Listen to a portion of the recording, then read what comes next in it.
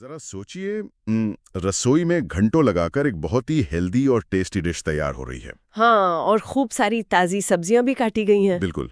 लेकिन पकाने वाले को ये अंदाजा ही नहीं है कि एक छोटी सी गलती की वजह से उस खाने के सारे विटामिन्स और फायदे सीधे नाली में बहने वाले हैं। अरे बाप रे। हाँ, और वो भी खाना पूरी तरह पकने से पहले ही।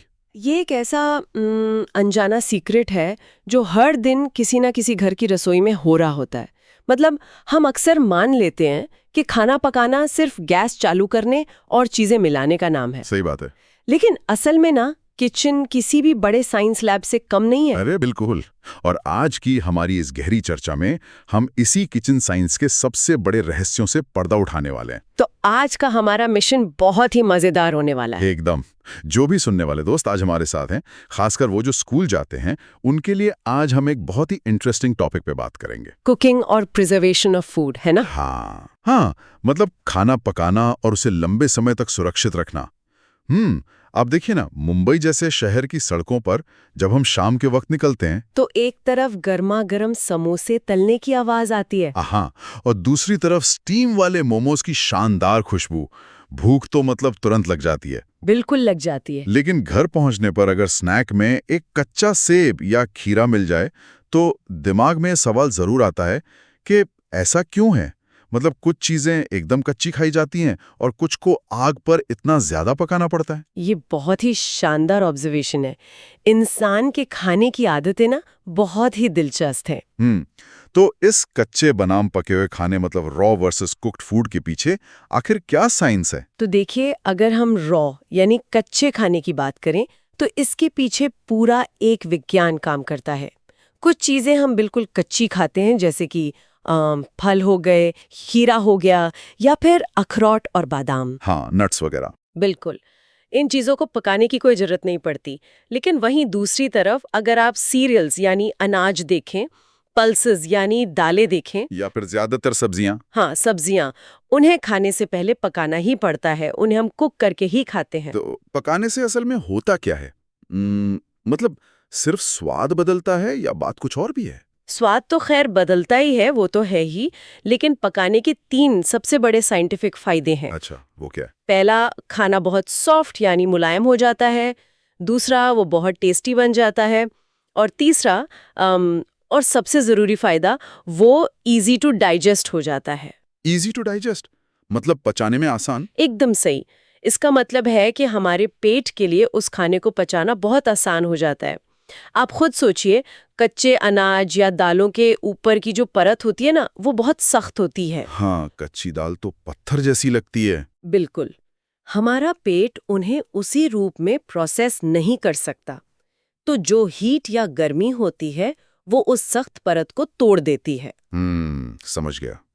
और एक और बात जो मुझे बहुत इंटरेस्टिंग लगती है। हाँ बताइए। गर्मी से सिर्फ खाना ही सॉफ्ट नहीं होता, बल्कि खाने में छुपे हुए जो जर्म्स होते हैं, मतलब कीटाणु, वो भी खत्म हो जाते हैं, है ना? अरे बिल्कुल, ये तो बहुत ही अहम पॉइंट है।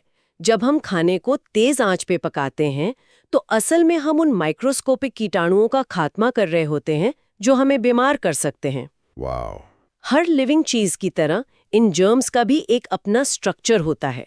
जब गर्मी एक तय तापमान से ऊपर जाती है ना, तो इन जर्म्स की सेल वॉल मतलब उनके शरीर का बाहरी ढांचा। हाँ, उनका बाहरी ढांचा वो टूट जाता है। वो इतनी ज्यादा हीट बर्दाश्त ही नहीं कर पाते और वहीं खत्म हो जाते हैं। इससे हमारा खाना पूरी तरह से सेफ हो जाता है। लेकिन यहाँ मेरे दिमाग में एक बहुत ही मजेदार सवाल आ रहा है। अच्छा, पूछिए। अगर गर्मी से कीटाणु मर जाते हैं और खाना पचाना इतना आसान हो जाता है, तो फिर हम सेब को पानी में उबाल कर क्यों नहीं खाते? हाँ, ये तो है। मतलब, या फिर अखरोट को तेल में डीप फ्राई करके क्यों नहीं खाते? अगर पकाना इतना ही अच्छा है तो हर चीज को पका देना चाहिए यार। हाँ, ये बहुत ही लॉजिकल सवाल है। लेकिन इसके पीछे का जवाब हर खाने की अपनी प्रकृति या नेचर में छिपा है। अच्छा, वो कैसे? जो फल हम कच्चे खाते हैं, जैसे कि सेब, अंगूर या केले, उनका स्ट्रक्चर पहले से ही बहुत अलग होता है। उनमें ना बहुत सारा पानी होता है। हाँ, ये तो है। और उनका अपना एक नेचुरल मीठा स्वाद होता है। वो इतने मुलायम होते हैं कि इंसान का पेट बिना किसी बाहरी मदद के, मतलब बिना पकाए ही, उन्हें आसानी से पचा सकता है। अच्छा, मतलब फलों को कुदरत ने पहले से ही एक रेडी टू ईट पैकेजिंग में भेजा है। एकदम सही कहा आपने, रेडी टू ईट। लेकिन अगर कोई कच्चे चावल या कच्ची चने की दाल को ऐसे ही चबाने की कोशिश करे तो क्या होगा? अरे, दांत दर्द करने लगेंगे और क्या। बिल्कुल, क्योंकि उनमें पानी की मात्रा बहुत कम होती है। वो एकदम सूखे और सख्त होते हैं। उन्हें खाने लायक और सॉफ्ट बनाने के लिए हमें बाहर से पानी और आग दोनों की जरूरत पड़ती है। समझ गया। तो मतलब जो चीज जैसी है उसे उसी हिसाब से ट्रीट करना पड़ता है। बिल्कुल। अब जब बात पकाने की हो ही रही है तो इसके भी तो ढेरों तरीके हैं, मतलब कुकिंग के अलग अलग मेथड्स। हर चीज एक ही तरह से तो नहीं पकती ना। हाँ, बिल्कुल नहीं। हर चीज का अपना एक तरीका है। चलिए खाना पकाने के उन अलग अलग तरीकों पर नजर डालते हैं जो हम रोज घरों में इस्तेमाल करते हैं। हाँ, बताइए। सबसे पहला और शायद सबसे पुराना तरीका है बॉइलिंग। बॉइलिंग मतलब पानी में उबालना। हाँ, इसमें खाने को सीधे पानी में डाला जाता है और तब तक गर्म किया जाता है जब तक पानी उबलने ना लगे। आपको पता ही होगा कि पानी 100 डिग्री सेल्सियस पर उबलता है। हाँ, उबलता हुआ पानी एकदम खौलता हुआ। बिल्कुल, और ये हीट खाने के अंदर तक जाकर उसे एकदम सॉफ्ट कर देती है। जैसे हम दूध उबालते हैं, आलू उबालते हैं या दालें पकाते हैं। ये बॉइलिंग का सबसे अच्छा उदाहरण है। क्या बात है। और इसके बाद आता है मेरा फेवरेट तरीका, स्टीमिंग। ओहो, स्टीमिंग यानी भाप में पकाना। हाँ, मुंबई की फेमस इडली इसी तरीके से तो बनती है। बिल्कुल सही। इडली, ढोकला और आजकल के बच्चों के फेवरेट मोमोज, ये सब स्टीमिंग के ही कमाल है। लेकिन एक बात बताइए, स्टीमिंग उबलने से अलग कैसे है? मतलब दोनों में पानी ही तो गर्म हो रहा है ना। यही तो सबसे मजेदार हिस्सा है। हाँ। बॉइलिंग में खाना सीधे पानी के अंदर होता है, लेकिन स्टीमिंग में खाना सीधे पानी को टच नहीं करता। अच्छा। हाँ, पानी नीचे बर्तन में उबलता है और उससे जो भाप या स्टीम निकलती है, खाना उसी भाप की गर्मी से पकता है। ओहो, मतलब भाप में पकता है। बिल्कुल। और आपको पता है, भाप में उबलते पानी से भी ज्यादा एनर्जी होती है, इसलिए ये खाने को बहुत तेजी से पकाता है और उसका आकार या शेप भी नहीं बिगाड़ता। ये बहुत ही हेल्दी तरीका माना जाता है। क्या बात है। और फिर आता है सबका चहेता, थोड़ा कम हेल्दी लेकिन सबसे ज्यादा टेस्टी तरीका, फ्राइंग। तलना। हाँ, गर्मा गर्म समोसे, पूरी, फ्रेंच फ्राइज, ये सब तेल में डुबोकर तले जाते हैं ना। बिल्कुल। और फ्राइंग की जो साइंस है ना, वो बहुत ही दिलचस्प है। वो कैसे? देखिए, पानी सिर्फ 100 डिग्री तक ही गर्म हो सकता है, लेकिन जो कुकिंग ऑयल या तेल होता है वो 200 डिग्री से भी ज्यादा गर्म हो जाता है। बाप रे, 200 डिग्री। हाँ, और जब किसी चीज को इतने ज्यादा गर्म तेल में डाला जाता है तो उसके बाहर मौजूद नमी तुरंत भाप बनकर उड़ जाती है। अच्छा, इसीलिए वो छन्न से आवाज आती है। एकदम सही पकड़े। इसी वजह से फ्राइंग में खाने का टेक्सचर बाहर से एकदम क्रिस्पी या कुरकुरा हो जाता है और अंदर से वो एकदम सॉफ्ट रहता है। वाह, मतलब बाहर से क्रिस्पी समोसा फ्राइंग का कमाल है और सॉफ्ट इडली स्टीमिंग का। बिल्कुल। इसके अलावा कुकिंग के 2 और बहुत जरूरी तरीके हैं, रोस्टिंग और बेकिंग। रोस्टिंग मतलब भूनना? हाँ, रोस्टिंग में पानी या तेल का इस्तेमाल नहीं होता। इसमें खाने को सीधे आग पर या सूखी गर्मी में पकाया जाता है। जैसे हम बैंगन का भरता बनाने के लिए बैंगन को सीधे गैस पे भूनते हैं। बिल्कुल, परफेक्ट उदाहरण।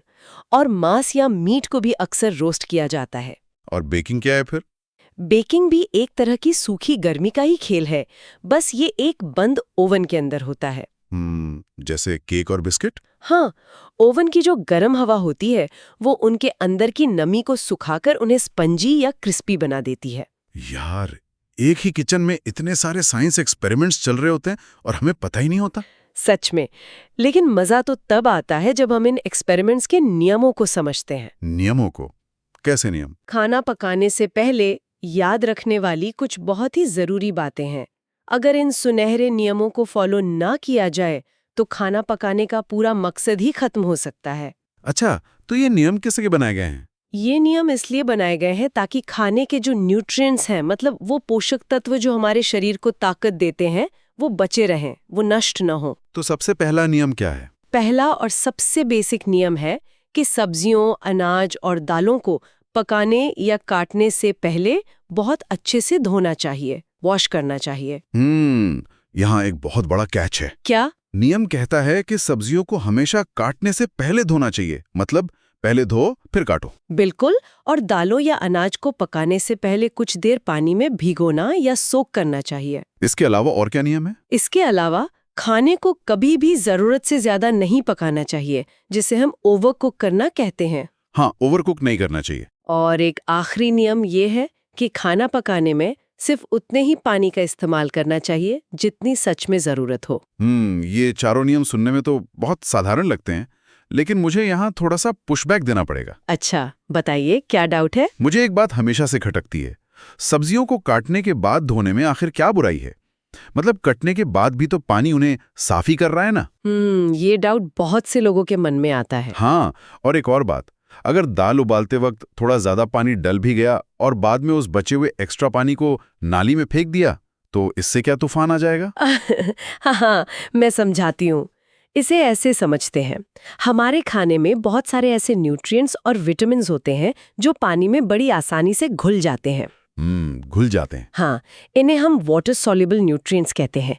जब सब्जियां साबुत होती हैं तो उनकी बाहरी परत इन न्यूट्रिएंट्स को पानी से बचा कर रखती है। अच्छा। लेकिन जब हम उन्हें छोटी छोटी टुकड़ों में काट देते हैं तो उनका अंदर का हिस्सा खुल जाता है। समझ रहा हूँ। अब अगर उन कटे हुए टुकड़ों को पानी से धोया जाए तो वो सारे कीमती न्यूट्रिएंट्स पानी में घुलकर बह जाते हैं। ओह, ये तो बिल्कुल वैसे ही हुआ जैसे किसी ने बहुत मेहनत करके एक सुंदर सी वाटर कलर पेंटिंग बनाई। हाँ, और फिर उसे मजे से पानी से धो दिया। सारे रंग यानी सारे विटामिन्स और न्यूट्रिएंट्स पानी में बह जाएंगे और बचेगा सिर्फ एक फीका खाली पन्ना। अरे वाह, ये वाटर कलर वाली एनालॉजी बिल्कुल सटीक है। बहुत अच्छे से समझाया आपने। Thank you.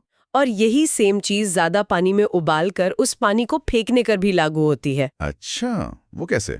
अगर कोई दाल को बहुत ज्यादा पानी में उबालता है तो दाल के सारे जरूरी न्यूट्रिएंट्स उस पानी में आ जाते हैं। और फिर हम वो पानी फेंक देते हैं। बिल्कुल। जब वो एक्स्ट्रा पानी सिंक में फेंक दिया जाता है तो समझ लीजिए कि खाने की आधी ताकत तो सीधे नाली में चली गई। बाप रे, अब समझ आया कि ये नियम इतने कड़े क्यों हैं। लेकिन जो ओवर कुकिंग वाला नियम था, ज्यादा पकाने का क्या नुकसान है? देखिए, हीट या गर्मी बहुत शक्तिशाली होती है। एक लिमिट तक वो खाने को सॉफ्ट बनाती है, जो कि अच्छा है। हाँ, लेकिन बहुत ज्यादा गर्मी विटामिन्स की केमिकल बॉन्ड्स को पूरी तरह तोड़कर रख देती है। मतलब ज्यादा पकाने से खाने की न्यूट्रिएंट्स पूरी तरह नष्ट या डिस्ट्रॉय हो जाते हैं। ओहो, तो खाना पकाना सिर्फ एक काम नहीं, ये एक आर्ट भी है और साइंस भी। इसमें बैलेंस बनाना बहुत जरूरी है। बिल्कुल सही कहा। लेकिन अब इस कहानी में एक ट्विस्ट आता है। कैसा ट्विस्ट? मान लीजिए किसी ने बहुत अच्छे से सारे नियम फॉलो करके एकदम परफेक्ट खाना पका लिया, लेकिन फिर वो खाना बाहर ही छूट गया डाइनिंग टेबल पर, तो क्या होता है? फिर शुरू होता है खाने के खराब होने का प्रोसेस, जिसे हम स्पॉइलेज ऑफ फूड कहते हैं। स्पॉइलेज ऑफ फूड, हाँ, ये तो एक ऐसी प्रॉब्लम है जिसे सबने फेस किया होगा। बिल्कुल। जब खाना लंबे समय तक बाहर रखा रहता है, खासकर मॉइस्ट एयर यानी नमी वाली हवा में और वार्म वेदर यानी गर्म मौसम में, हाँ, तो वो खराब होने लगता है। अरे, स्कूल के दिनों में तो ये बहुत होता था। अच्छा, कैसे? मतलब अगर किसी का टिफिन बॉक्स फ्राइडे को स्कूल बैग में ही छूट जाए, हाँ, ओ नो, और मंडे सुबह जब वो बैग खोले, उसमें से जो गंदी फाउल स्मेल या बदबू आती थी वो पूरे क्लासरूम में फैल जाती थी। हाँ, वो तो बहुत भयानक होता है। और उस खाने के ऊपर एक अजीब सी सफेद और हरे रंग की रुई जैसी चीज उगाती थी। ऐसा लगता था जैसे टिफिन के अंदर कोई नई एलियन सभ्यता बस गई हो। वो जो सफेद और हरे रंग की चीज होती है ना, उसे मोल्ड्स कहते हैं, यानी फफूंदी। मोल्ड्स? हाँ, ये असल में एक तरह का फंगस है। हमारे चारों तरफ हवा में बहुत सारे माइक्रो ऑर्गेनिजम्स और कीटाणु तैरते रहते हैं जो हमें दिखते नहीं है। अदृश्य दुश्मन। बिल्कुल। और उन्हें पनपने के लिए सिर्फ दो ही चीजें चाहिए, गर्मी और नमी। और वो टिफिन बॉक्स में उन्हें दोनों मिल जाती हैं। एकदम सही। जब उन्हें वो टिफिन बॉक्स मिलता है तो उनके लिए वो एक परफेक्ट पार्टी स्पॉट बन जाता है। वो उस खाने को खाने लगते हैं। और वो जो बदबू आती है वो असल में उन जर्म्स का वेस्ट मटेरियल होता है। छी यार। हाँ, और अगर कोई गलती से ऐसा खराब या स्पॉइल्ड खाना खा ले तो वो बहुत बुरी तरह बीमार या सिक पड़ सकता है। बाप रे। इसीलिए तो प्रिजर्वेशन ऑफ फूड यानी खाने को सुरक्षित रखने के तरीके इजाद किए गए होंगे। बिल्कुल सही पकड़े। खाने को लंबे समय तक ताज़ा रखने, कीटाणुओं से बचाने और उसके न्यूट्रिएंट्स को बरकरार रखने की जो कला है, वही प्रिजर्वेशन है। तो इसके तरीके क्या-क्या हैं? प्रिजर्वेशन का सीधा सा फंडा है कीटाणुओं को पनपने से रोकना। और इसका सबसे आम तरीका जो हर घर में दिखता है, वो है फ्रीजिंग या रेफ्रिजरेटिंग। मतलब खाने को फ्रिज में रखना। लेकिन फ्रिज ऐसा क्या जादू करता है कि खाना खराब ही नहीं होता? कोई जादू नहीं है, ये सिर्फ तापमान या टेम्परेचर का खेल है। अच्छा। फ्रिज के अंदर का तापमान बहुत लो या कम होता है और इतने कम तापमान में जर्म्स काम करना बंद कर देते हैं। ओहो। इसे ऐसे समझ सकते हैं कि कीटाणु बहुत ज्यादा ठंड में गहरी नींद या हाइबरनेशन में चले जाते हैं। वो मरते नहीं है, बस उनकी स्पीड इतनी धीमी हो जाती है कि खाना हफ्तों तक खराब नहीं होता। क्या बात है। इसीलिए हम पका हुआ खाना फ्रिज में और कच्चा मांस यानी रॉ मीट फ्रीजर में रखते हैं। एकदम सही। और इसके अलावा गर्मी का इस्तेमाल करके भी तो प्रिजर्वेशन होता है। गर्मी से? कैसे? जैसे दूध को बार-बार उबालना, जैसे हम बॉइलिंग कहते हैं। अरे हाँ, उबालने से तो वो सारे जर्म्स तुरंत मर जाते हैं। हमने पहले ही बात की थी। बिल्कुल। इसके अलावा एक तीसरा तरीका है जो बहुत ही ऐतिहासिक है, कैनिंग। कैनिंग मतलब कैन्स या डिब्बों में बंद करना? हाँ, पुराने जमाने में जब नाविक महीनों तक समुद्र में रहते थे तो उन्हें ऐसा खाना चाहिए था जो खराब ना हो। तब ये तरीका बहुत काम आया। तो इसमें करते क्या है? इसमें खाने के अंदर से सारी नमी और जर्म्स को निकालकर उसे एकदम सील्ड कैन्स या हवाबंद डिब्बों में पैक कर दिया जाता है। अच्छा, डिब्बा बंद होने की वजह से बाहर की हवा और नए जर्म्स अंदर नहीं जा पाते। बिल्कुल। और जब तक डिब्बा बंद है, खाना सालों तक सुरक्षित रह सकता है, जैसे कैंड बॉइल्ड वेजिटेबल्स मिलते मार्केट में। हाँ, ये भी सही है। और चौथा तरीका तो बहुत ही सिंपल है, ड्राइंग या डिहाइड्रेशन। हाँ, ड्राइंग। इसका सीधा सा मतलब है खाने को सुखाना ताकि उसके अंदर का सारा पानी उड़ जाए, है ना? बिल्कुल सही। इसके पीछे का लॉजिक बहुत पावरफुल है। क्या लॉजिक है? देखिए, बिना पानी के धरती पर कोई भी जीवित नहीं रह सकता, तो कीटाणु कैसे रहेंगे? अरे हाँ। जब अंगूर को सुखाकर रेजिन्स यानी किशमिश बनाया जाता है, तो उसके अंदर का पानी खत्म हो जाता है। नमी के बिना फफूंदी या जर्म्स वहां जिंदा ही नहीं रह पाते, मानो वो प्यास से मर जाते हो। वाओ, ये तो कीटाणुओं को हराने का मास्टर स्ट्रोक है। हाँ, बिल्कुल। और पांचवा तरीका भी कुछ कम नहीं है, एडिंग प्रिजर्वेटिव्स। प्रिजर्वेटिव्स मिलाना मतलब ऐसी चीजें मिलाना जो कीटाणुओं को बढ़ने से रोकें। हाँ, और इसमें सबसे ज्यादा इस्तेमाल होता है नमक, चीनी और तेल का। मुझे तो ये किसी वीआईपी सिक्योरिटी की तरह लगता है। सिक्योरिटी कैसे? जैसे देखिए, आम के अचार में जो इतना सारा नमक और तेल डाला जाता है वो सिर्फ स्वाद के लिए थोड़ी होता है। हाँ, वो नमक और तेल असल में बॉडीगार्ड्स की तरह काम करते हैं। वो कीटाणुओं को खाने के पास फटकने भी नहीं देते। हाँ हाँ हाँ हाँ। और जैम या जेली में जो ढेर सारी चीनी होती है वो भी बिल्कुल यही बॉडीगार्ड वाला काम करती है। ये बॉडीगार्ड्स वाली तुलना बहुत ही मजेदार और एकदम सटीक है। असल में होता ये है कि नमक और चीनी जर्म्स के अंदर का पानी खींच लेते हैं, जिससे जर्म्स सूख कर वहीं खत्म हो जाते हैं। क्या बात है, मतलब खाने के अपने पर्सनल बॉडीगार्ड्स। बिल्कुल।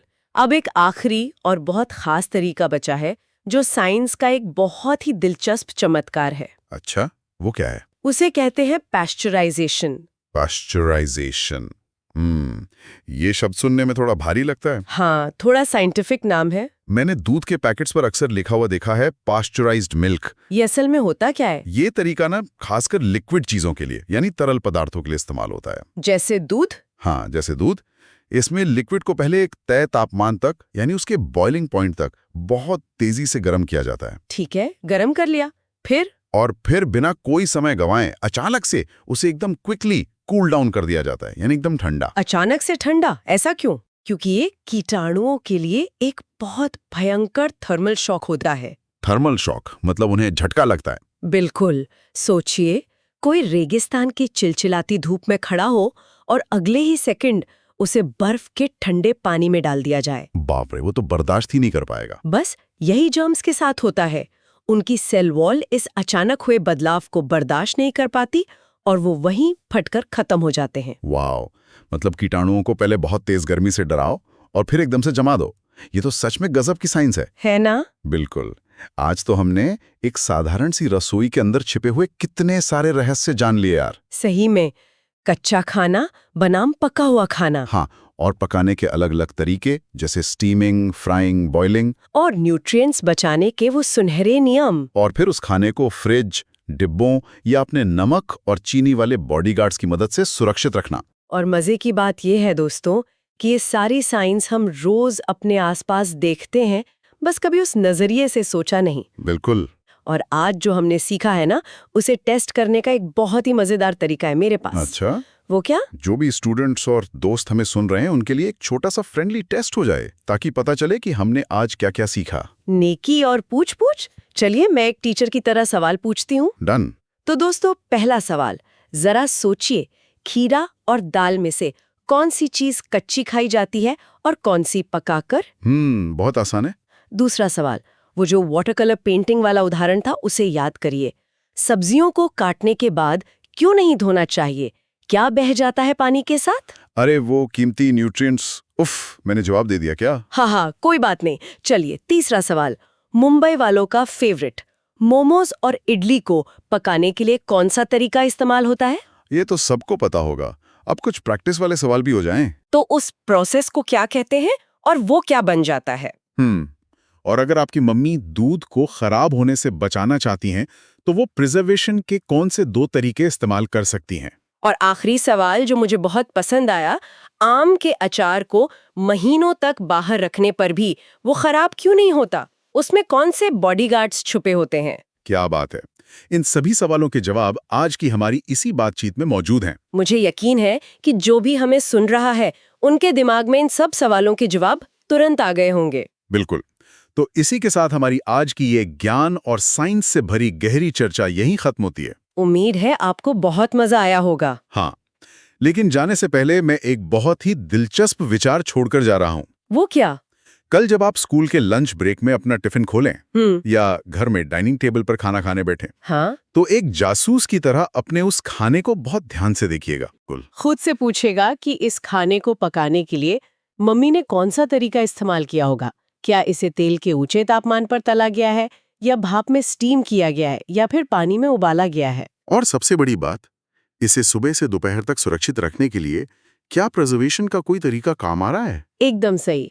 अपने रोज के खाने के पीछे छुपी इस साइंस को पहचानने की कोशिश जरूर कीजिएगा। ये तो एक बहुत ही मजेदार एक्टिविटी है। तो दोस्तों, अगली बार तक के लिए ऐसे ही अपने आसपास की नई चीजें खोजते रहिए और सीखते रहिए। Bye bye. Bye, take care.